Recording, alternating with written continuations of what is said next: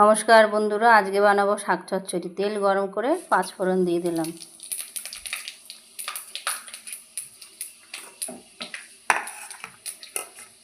পাঁচ ফোড়নটা ফোড়ন হয়ে গেছে।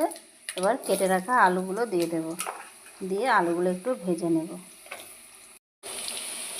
আলুগুলো একটু ভাজা হয়ে গেছে।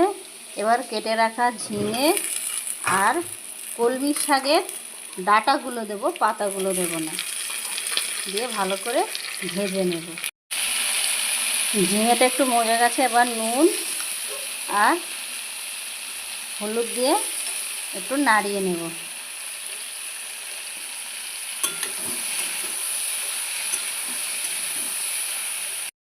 নুন হলুদ দিয়ে মজিয়ে নিয়েছি। এবার বাটা মশলাটা দিয়ে দেবো। বাটা মশলার মধ্যে ছিল আদা বাটা, পেঁয়াজ বাটা, কাঁচা লঙ্কা বাটা, সর্ষে বাটা দিয়ে এবার ভালো করে কষিয়ে নেব। এবার কষা হয়ে গেছে, জলটা দিয়ে দিলাম। আমার তরকারিটা হয়ে গেছে, সামান্য চিনি দিয়ে দিয়েছি, দিয়ে এবার আমি নামিয়ে নেব।